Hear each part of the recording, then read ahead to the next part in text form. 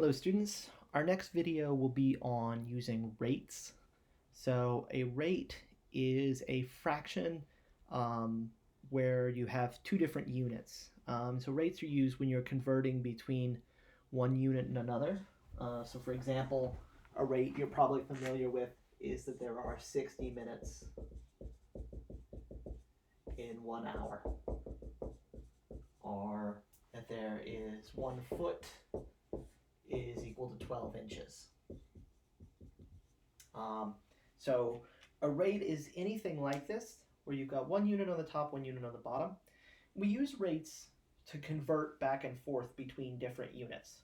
And so this can be really useful both when you're interested in kind of converting something. So thinking about, like if this is this many feet, how many inches is it?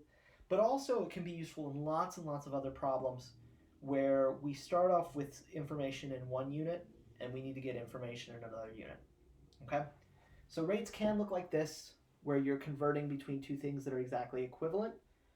They can also be similar in that if you've got something like 60 miles per 1 hour, this is also a rate.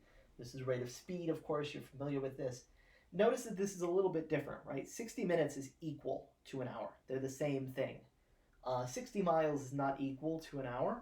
It's dependent on what your situation is. So this particular car is going 60 miles per hour. But in some sense, it's still equivalent, right? So if you said, I drove for an hour, I drove for 60 miles, it would be the same thing if you were going 60 miles per hour. Okay, so it's still an equivalence in the same sense. Okay? We can have other kinds of rates. So something like $12 per hour. How much money you make working at a job. That's an example of a rate. All of these are examples of rates. And what we're going to do with them is we're going to do something called dimensional analysis.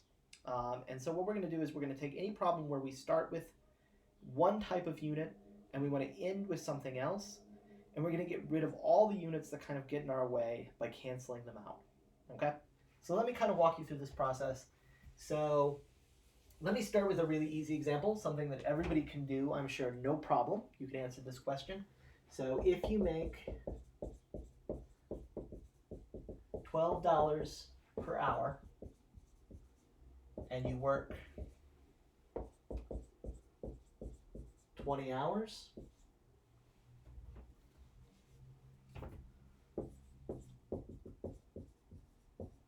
how much do you make?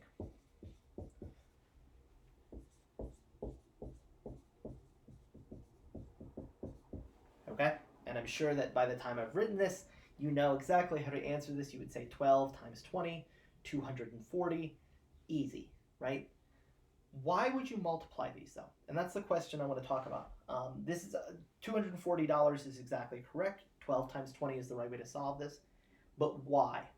Well, what you're actually doing in that situation is you're arranging your numbers so that the hours cancel out, okay? Because your answer here needs to be in dollars, right? You want to know how much money you made. That's going to be in dollars. So there's no longer any hours involved. So what you do implicitly, without even really thinking about it, you know that you make $12 in 1 hour.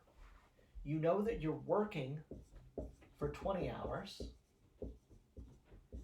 And so you multiply this $12 per 1 hour times this 20 hours because you want these hours to cancel. Okay? So just like when you're multiplying any kind of fraction, the things in the bottom cancel with the things in the top. You can cancel units the same way that you cancel numbers. Okay? And so what you're left with is just dollars. $12 times 20 gives you $240, and that's your answer. So that's why you multiply in this situation.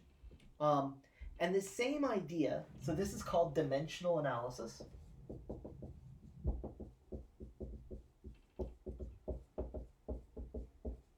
Which you don't have to know that's what it's called, as long as you can do it. But you can do this in much more complicated situations and get answers to much more complicated problems where there's lots and lots of different units involved by just following the same principle. Okay?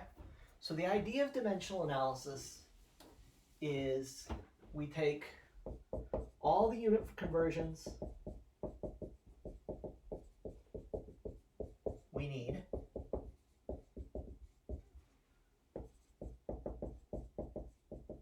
okay? And so this means like if you're going from hours to seconds, you might need 1 hour is 60 minutes, 1 minute is 60 seconds, right? So whatever conversions you need, and we arrange them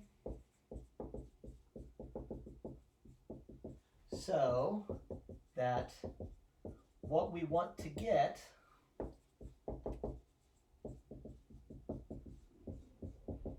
right, whatever our answer needs to be in. In the last one, it was dollars.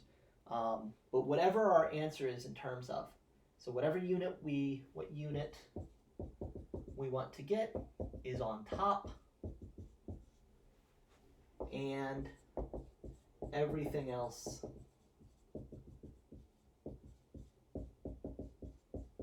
cancels. Okay, every other unit has to cancel, and so that means arranging our fractions so that the units cancel correctly.